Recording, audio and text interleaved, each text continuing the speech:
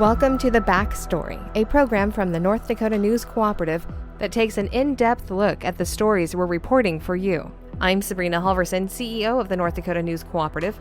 Joining me is Michael Standaert, our lead reporter. Michael, this week we're talking about something, it's a conversation that comes up twice a year, and I think has come up twice a year since the early 1900s, and this is daylight saving time. You know, we don't like it in the fall, we don't like it in the spring. Anytime we have to change the clocks, it does mess things up.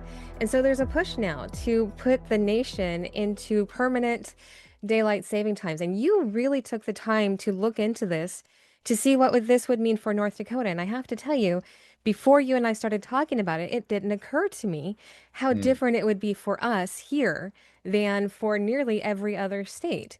So I am so glad that you did this story, but let's tell people a little bit about what it's about. Yeah, I was a little bit surprised how dark it will be in some of the months if this does go through. So that's something I'll get into here. So the Sunshine Protection Act, which was passed by the House in mid-July, is now with the Senate. That would put into place permanent daylight savings time across the country year round. So that means no one would have to spring forward or fall back with their clocks each spring and fall. This has been supported largely by southern states.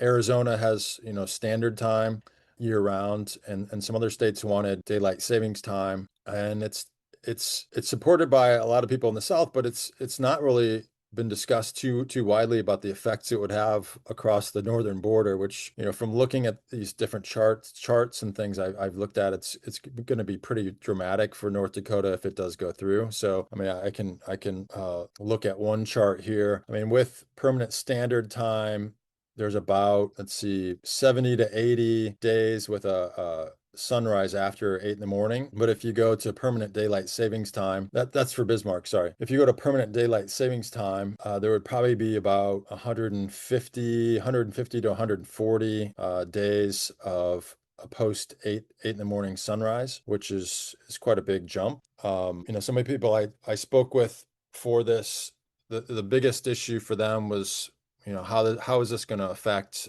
students as far as their circadian rhythm, as well as, student safety in the mornings, because in some places in the state, in the darkest months, I mean, some of the sunrises could be closer to 9:30, 9:45 in the morning. So kids would be in school already when the sunrise comes up, and, are they going to be awake? Are they going to get there safe? That's some of the big question on some people's minds. So from what you looked into, and again, like I said, you looked into quite a bit, you really dug deep into this to see how this was going to affect all of us. A couple of the things really stuck out to me. First off, that it's really being pushed by people in the southern states who it's not going to affect very much at all. No. And they want to make these decisions for us here in the northern states who it will affect very, very much. I mean, we're talking about, like you said, the sun coming up at 9:30 in the morning for a lot of our school kids a lot of days out of the year. That seems incredible to me. I mean, and how do you live Yeah, like that? the biggest difference, the hardest time would probably be just around December 21st, which is the shortest day of the year anyway. That's when, sunrises would be, I guess Bismarck would be 9:30, Williston around 9:45, Fargo would be closer to 9:10 in the morning.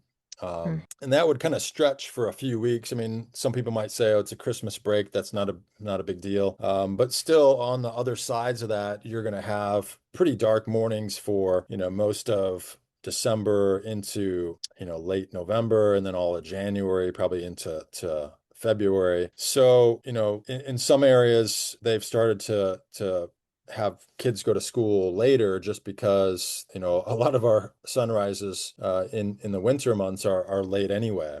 So this kind of puts things back even more if we did go to this permanent daylight savings time. One of the things that is concerning some people about this is that it goes against our body's natural rhythms, the circadian rhythms, it's called. And you wrote about this in your article as well. The experts involved, the experts who have been looking into this, those who say, yes, changing time twice a year does affect our bodies, but daylight saving time, that aspect is not the one we want to stick with. We would want to be on permanent standard time. Is that right? Yes, I mean, permanent standard time is closer to solar mean time here in North Dakota. I mean, I think solar mean time for the central time zone is kind of over Illinois up through Wisconsin there. So we're on, the western edge of the central time zone. So we're a little bit off of that solar mean time anyway. So daylight when you're in daylight savings time, you're about an hour and 40 minutes ahead of that solar mean time. So if they go to permanent daylight savings, we'd always be kind of an hour and 40 minutes misaligned, unless have some kind of ability to get up with the sunrise and adjust with the year. You're going to probably feel out of whack, as you do usually when you switch in the spring, and usually to a lesser extent in the fall. I know people usually have a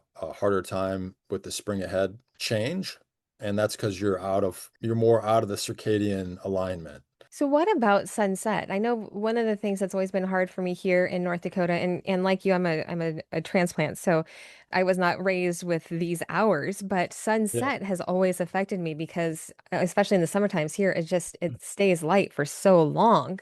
Mm. Is that affecting us as well? I mean, the summertime I mean, we're on daylight savings time right now, so the summertime Mhm. wouldn't change. It's the winter time you'll have a little bit more light late afternoon. I mean, you might not have the 4:30 in the afternoon sunset. It'd be like 5:30, but during those times when you have daylight savings in the winter, if they did go to this, there's not a lot of people going outside in 20 below after school anyway. So it's not really effective for getting people outside in the winter months here. I Yeah. think for the sleep experts and the people that are watching circadian rhythm and how it affects metabolic health, how it affects cardiovascular health, they're concerned that the switch is too dramatic for too long. It's you're out of alignment most of the time. They of course would like to see permanent standard time, which is another debate that's been had as well. But it seems like the way we have it now, where you do switch ahead and you go ahead in the spring, you go back in the fall, is probably the most appropriate way to do it here in the state. Because in the spring and the fall, when we do switch forward and back, that gives you more daylight, for kids to go do, sports and things like that. And that's kind of when people are getting out more anyway. So, we might not like the 10 o'clock sunsets during the work weeks in the summer, but it does, talking to people who supported keeping daylight savings time when the state was debating whether to go ahead to full standard time, they were saying that, the way we have it now, it's at least helps with those spring and fall sports, getting Mm. kids out to their football teams or their baseball. They can get outside at those times, which probably would be harder to do if we had permanent standard time. So there is, That there makes are sense. some, yeah, there are some pros to going with permanent saving time, but not necessarily when it comes to the natural rhythms of our bodies. So I Yes. did a little bit of research because I didn't know a whole lot Yeah. about daylight saving time or this whole switch or anything, because like you and nearly everybody alive today has always lived with us changing the clocks twice a year. So I found out that it was officially created and used in 1916 by Germany and Austria as a wartime measure to save coal. Now, Canada Mhm. actually came up with the concept in 1908 and first used it there, but didn't make it something official and it didn't keep going. So then Germany decided to start using that in wartime.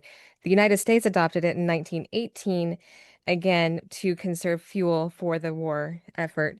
Now, as you wrote about, or we talked about before in your research, in the 70s, they tried to do a permanent time here in the Yeah. US, and that didn't go over too well. Now, neither you or I were really around for that because it was before us, but just before us. But that didn't go so well. What did you learn about Yeah, that? 1974, they did it for 6 months. I guess the Arab oil crisis was going on. They thought it would help to go to permanent daylight savings time. But apparently, there was a lot of pushback after the 6 months were over that, okay, we don't want to do this again. It was too drastic. So I think people, especially in the north, getting up and going to work in the dark and starting work in the dark and not getting out in the morning daylight at all for months at a time Yeah. can be pretty wearing, and if you talk to circadian experts or people who follow sleep, one of the most important things that people can do in the morning is when they get up is get outside and get some natural sunlight in their eyes that first, 15 minutes, whatever. And if you can't, get up, there's times when you can't do that really that well here under standard time anyway. It's going to be doubly harder if they went to permanent daylight savings time. Yeah, right.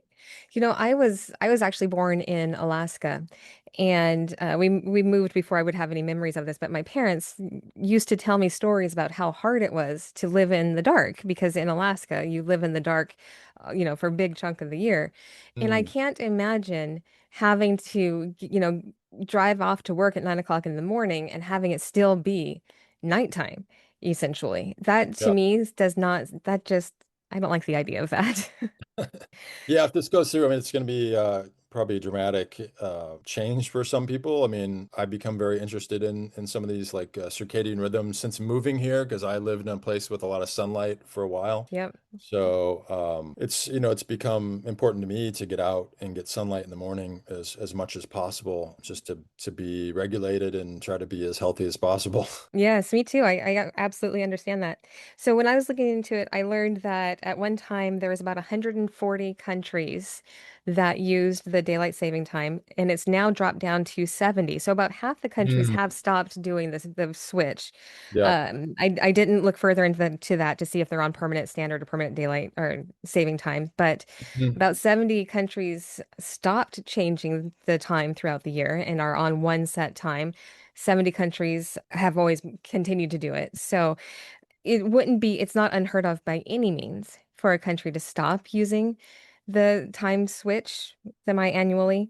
But, in Europe, most of the nations in Europe are still using the daylight saving time and standard time switch, except for Yeah. Russia. And then, like you said, here we have Arizona doesn't switch, and Hawaii is the other state that doesn't switch. Yeah. So, again, it's not unheard of, but it just doesn't seem like it would be comfortable to me. Yeah, with permanent daylight savings time. I mean, standard time that would probably be more comfortable. It's more aligned, but I understand the arguments of people who were saying that because the state almost went with standard time this last legislative session, but that would have been Hmm. too difficult for people along the eastern part of the state with Fargo, Moorhead there, and some of the other communities. It'd be very difficult for workers who are going back and forth. If we had, nationwide standard time, it would probably be a lot more aligned.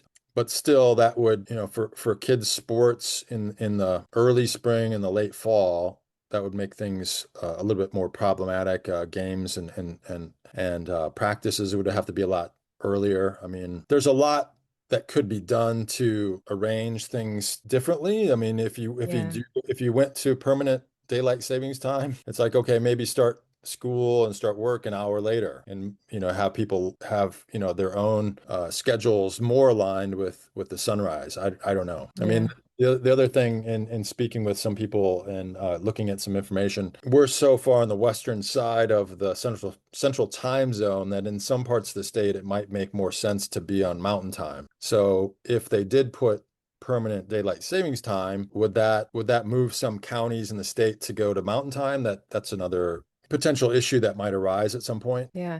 It's a very interesting conversation because it's intricate. There's a lot of different things involved in making this decision. And and like I said, only 70 countries in the world right now change their clocks twice a year. So that means that the vast majority of the world does not. So obviously, it works to not have to do that time change, but it's a matter of do we stay this hour ahead or is it Yeah. better to be an hour back? From the research that you did, it sounds like the daylight saving time, it would not be the best choice for North Dakota. No, no, probably not. Yeah, I mean, very keeping interesting. it, I think keeping it the way it is probably the best way to go as far as keeping everybody, allowing those sports in the early spring and the late fall, that sort of thing. I don't know. I mean, personally, I would say standard time, but I don't know if that's the right decision for everybody. Right. And that's got to be hard because that's the conflict that lawmakers face. Now, you and I don't have to face that because we just report on it, but Yep. they have to decide are they doing what's best for everybody. And, at this point, who knows? Yeah, and I mean, if so, some schools had, like I said, had started to go later, especially for middle school and high school, where those kids are usually staying up later and they like to sleep longer. So if they did go to this, how is that going to affect them? I mean, there's sleep experts and doctors who talk about how that would affect their mental health and this sort of thing. Would that push some schools to even start even later? Is another question. I mean, allowing people more flexibility maybe could be an answer. I mean, I don't know. Yeah.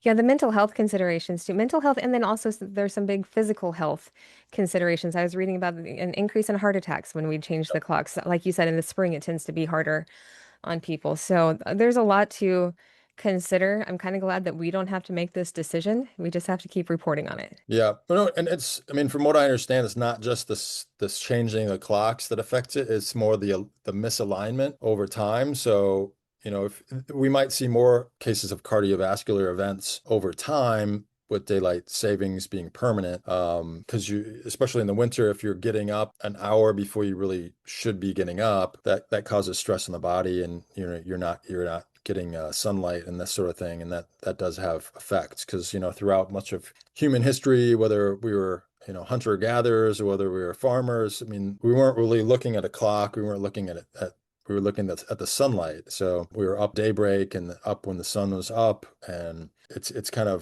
misaligned to have an artificial time to get up and get going if that's not what your body really wants to do. So Yeah, it's very interesting. I don't know. I'm just kind of fascinated by all of it. Like you said, from the total of human history, the idea of using a clock to get up has been very small, and then the idea of having to change those clocks twice a year, minuscule.